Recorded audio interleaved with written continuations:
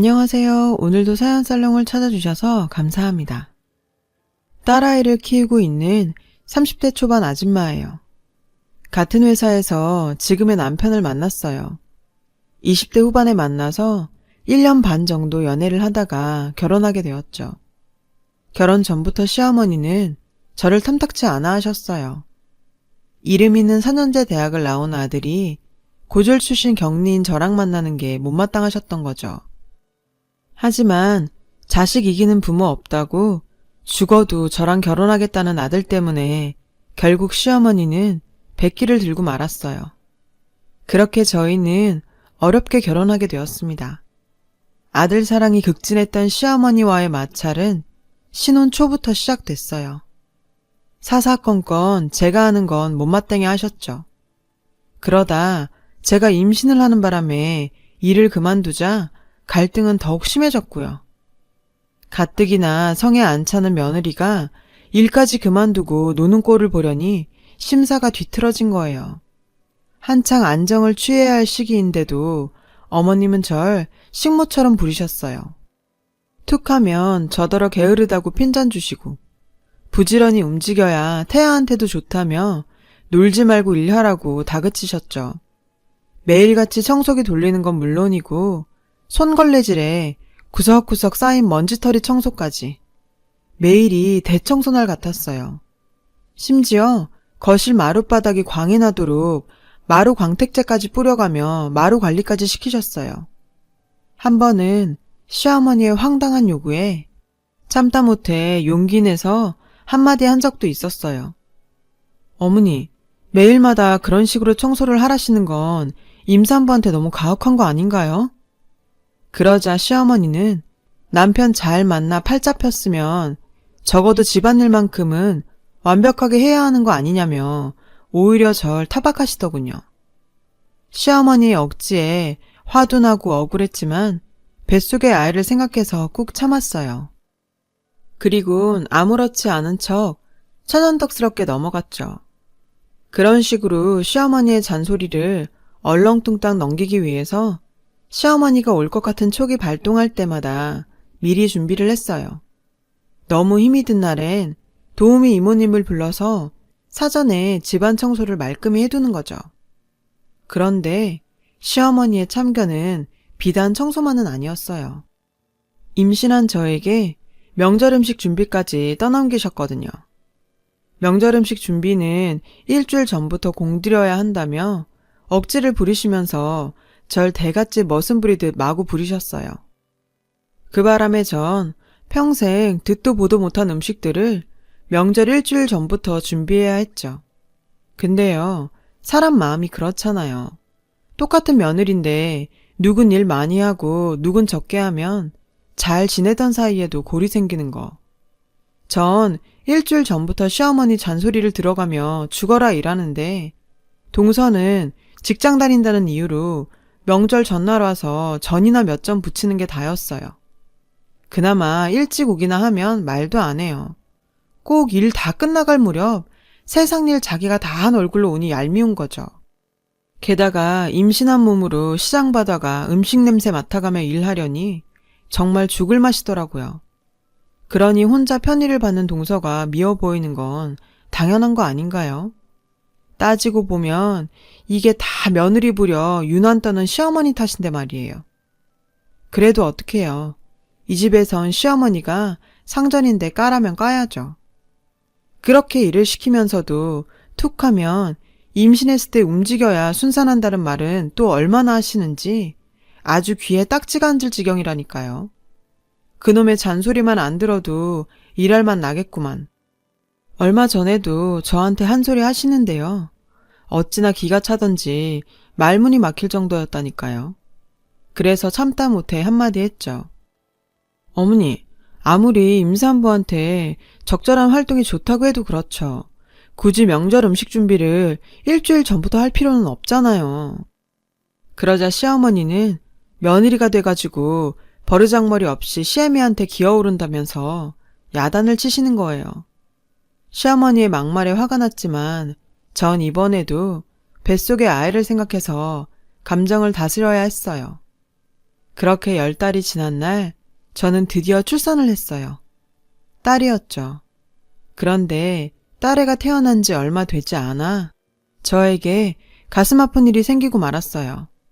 친정엄마가 중증 폐질환 진단을 받으신 거예요.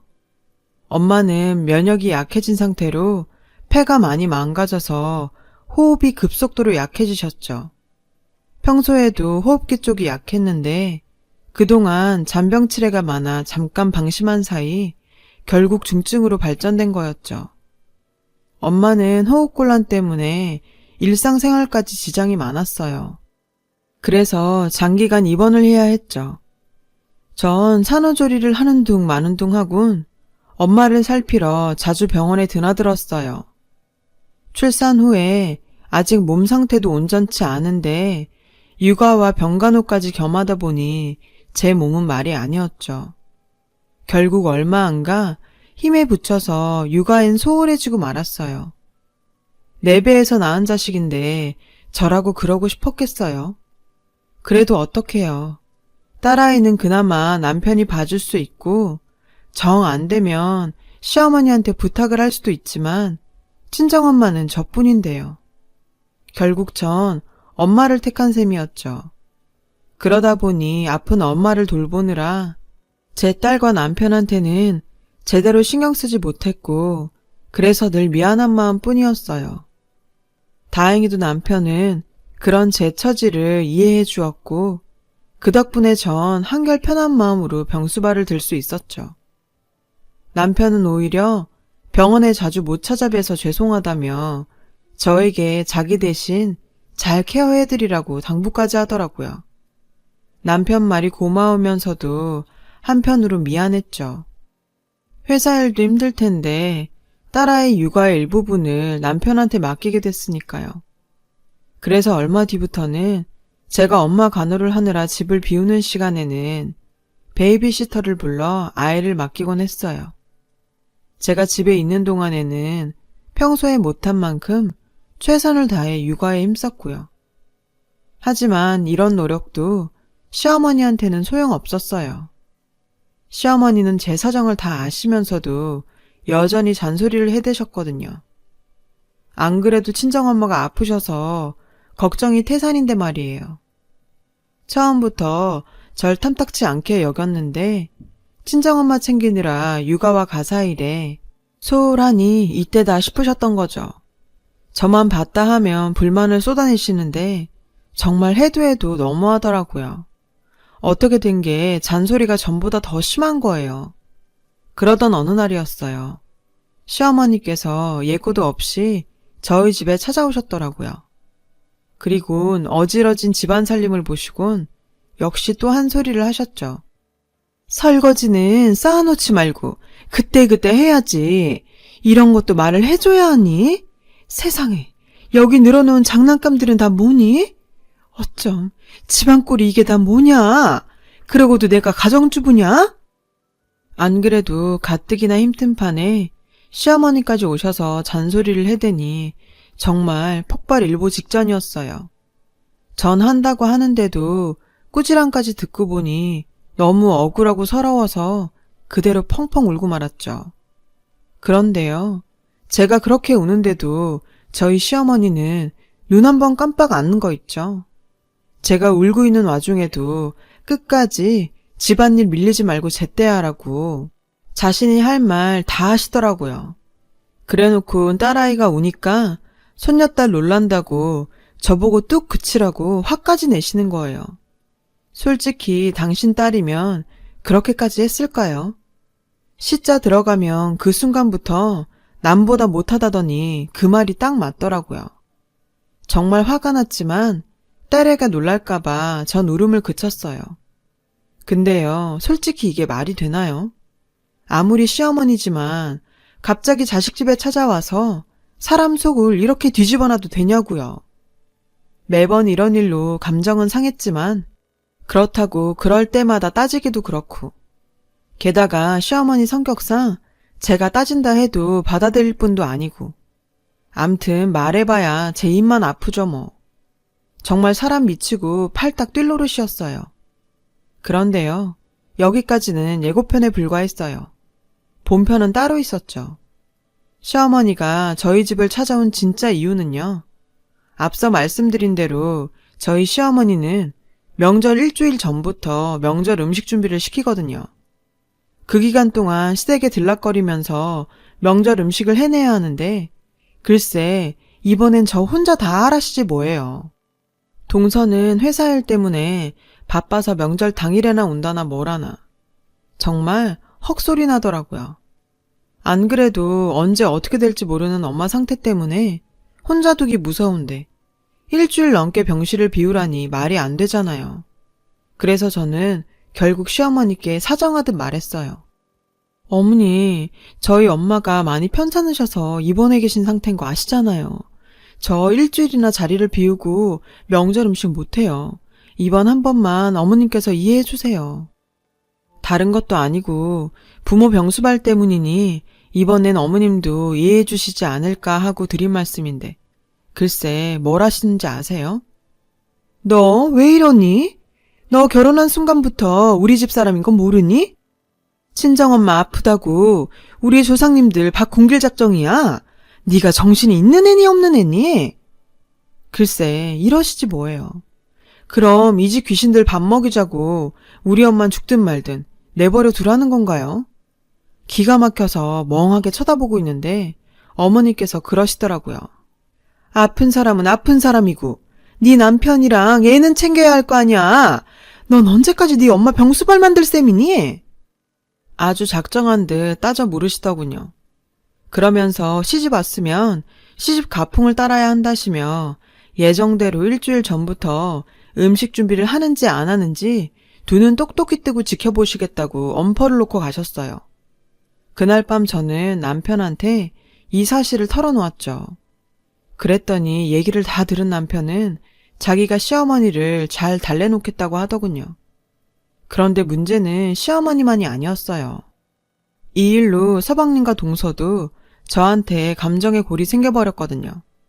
제가 명절 때 시댁에 안 올 걸 대비해서 동서한테 연락을 하신 모양이에요. 꿩 대신 닭이라고 큰며느리가 못 오면 둘째라도 와서 일하란 얘기였죠. 결국 동서한테 전화가 왔더라고요. 동서는 짜증을 부리며 형님, 그 많은 음식들을 어떻게 어머니 혼자서 준비를 다 해요. 어머님 한다면 하는 분인 거 아시잖아요. 요게 아주 잔머리를 굴리더군요. 시어머니 핑계를 대고 절 몰아세우는 거 있죠.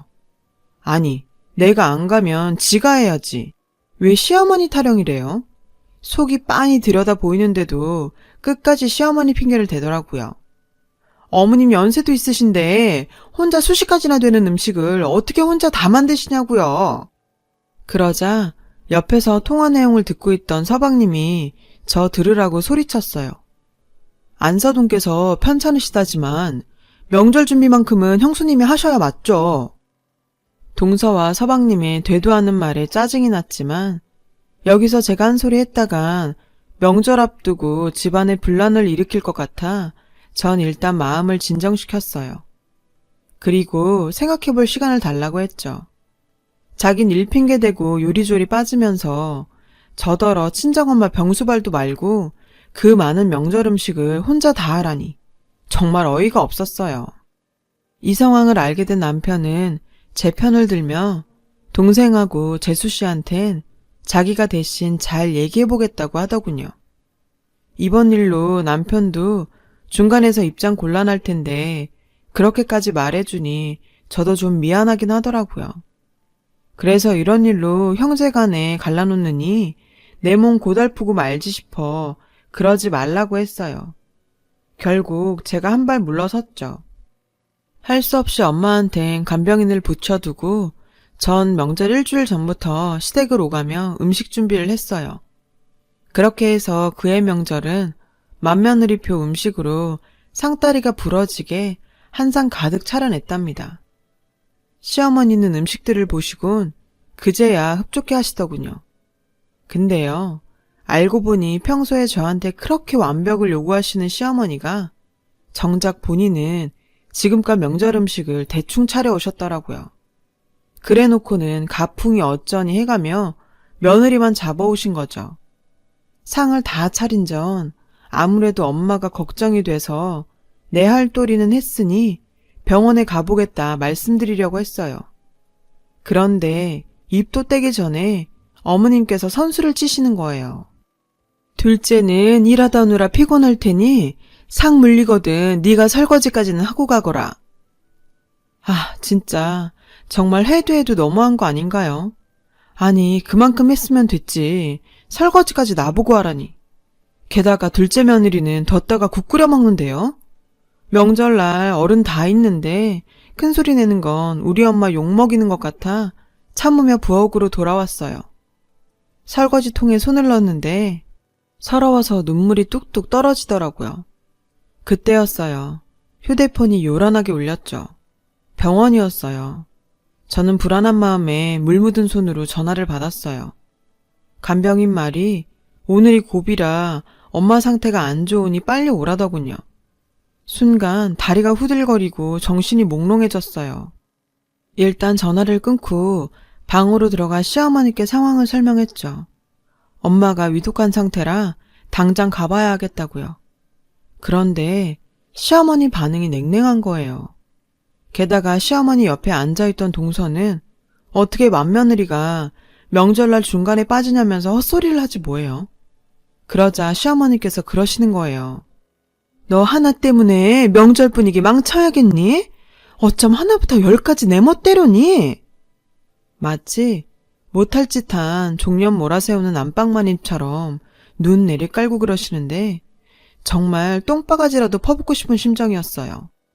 그래서 전 더 이상 이런 인간들과 시간 낭비할 필요 없을 것 같아 그대로 나와버렸어요.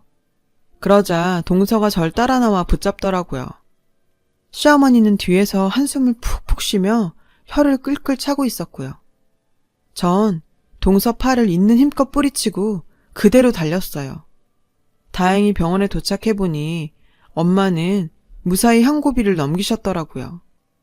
저는 놀란 가슴을 부여잡고서 일단 엄마 얼굴부터 살폈죠. 엄마는 급하게 오느라 앞치마 차림으로 온 절 보시곤 웃으시더라고요. 자신 때문에 놀랐을 딸을 안심시키려는 것 같았어요. 엄마는 아픈데도 오로지 제 걱정뿐이거든요. 우리 딸 엄마 걱정돼서 왔구나. 내 걱정은 말어. 엄마는 우리 딸만 행복하면 돼. 제 손을 꼭 잡으시며 말하셨죠. 내 딸이 행복한 게 엄마 소원이야.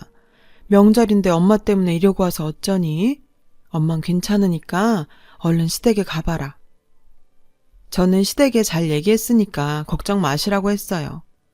그 외에 무슨 말을 하겠어요. 저는 그날 밤을 꼬박 새며 엄마 곁을 지켰어요. 엄마 손을 꼭 잡은 채 말이죠. 며칠 뒤 엄마는 안정이 되셨고 그제서야 저는 집으로 돌아갈 수 있었어요. 그렇게 정신없이 며칠을 병원에서 지내다 보니 저는 시댁에서 있었던 일을 까맣게 잊고 있었지 뭐예요.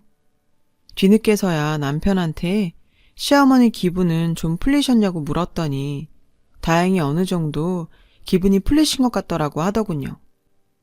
그 당시엔 시어머니께서 엄청 화를 내셨는데 제가 병원에서 며칠 동안이나 병상을 지키고 있다고 하니 더 이상 뭐라 하지 않으시더래요. 저는 시어머니가 화를 푸신 것 같아 다행이다 생각했죠. 그렇게 넘어갔고 어머니와도 감정을 좀 풀었어요. 그리고 몇 달이 지나서 추석 일주일 전쯤이던가요. 저는 지난 설에 시댁에서 뛰쳐나온 게 죄송해서 명절 음식을 준비하려 시댁에 가려던 참이었어요. 그래서 어머니께 차례 음식을 상의하려고 전화를 했는데 어머님이 대뜸 앞으로는 미리 음식 준비할 필요 없다고 하시지 뭐예요.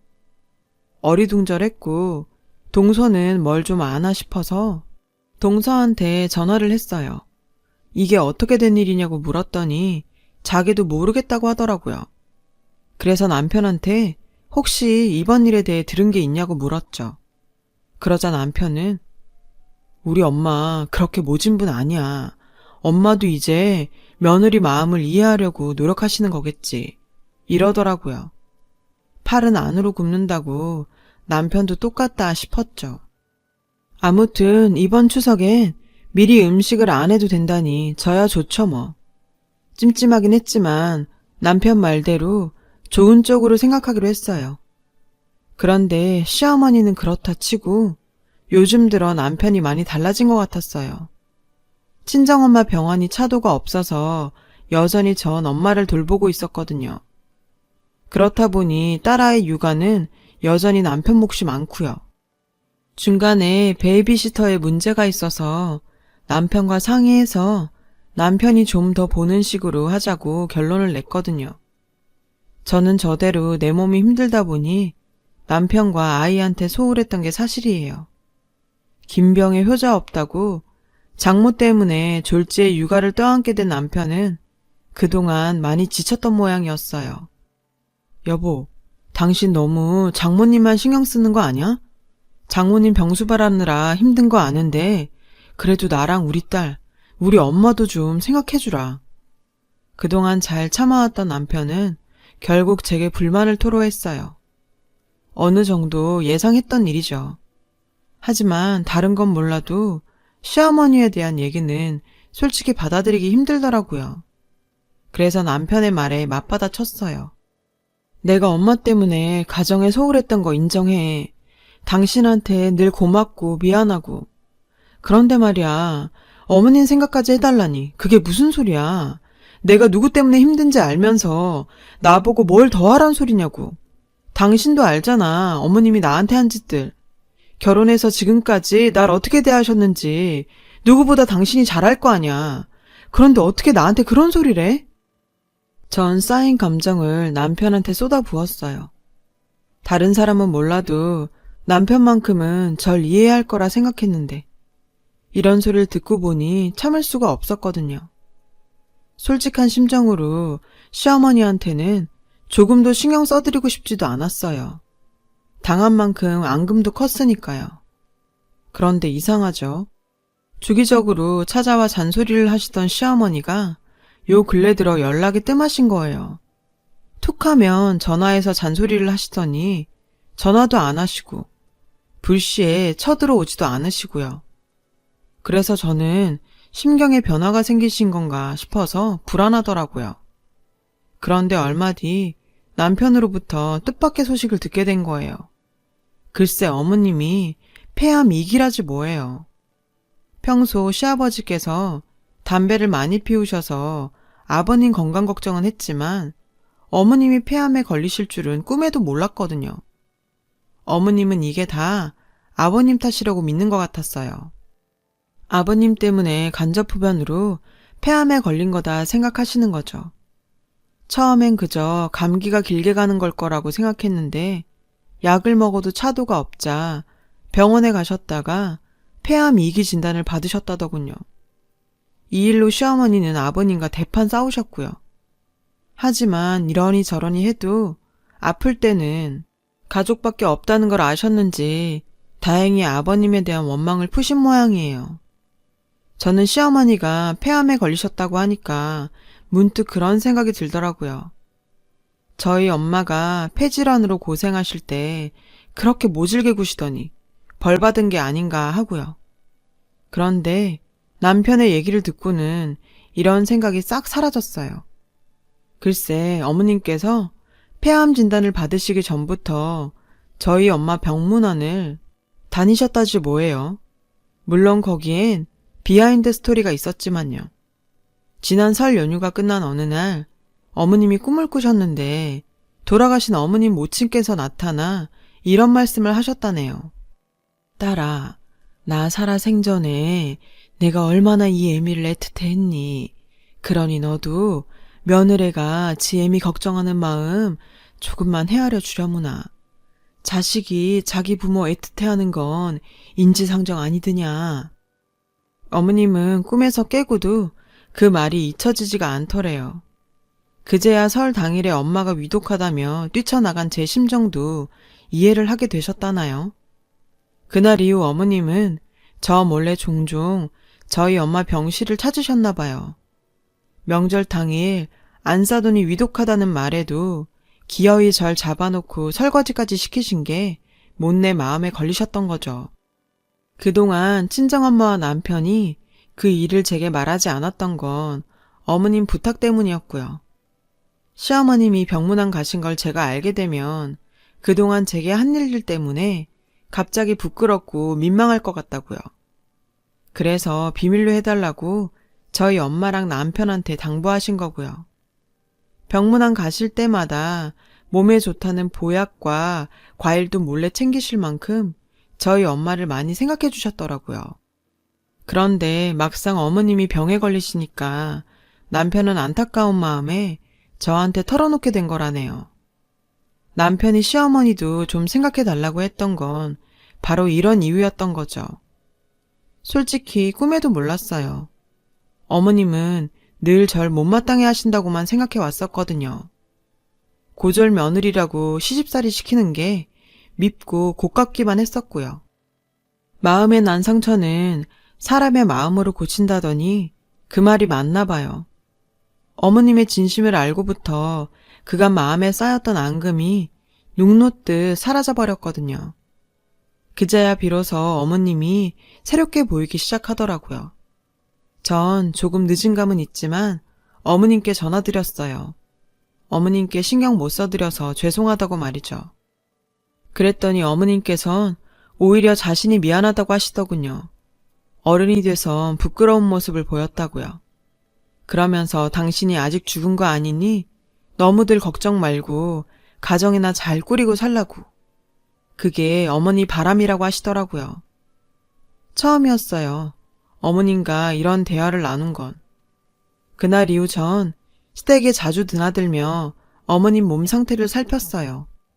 그리고 몇 달 뒤 천만다행으로 어머님은 약물 치료 덕에 차도를 보이기 시작하셨고 식이요법과 꾸준한 운동으로 무사히 완쾌할 수 있었어요.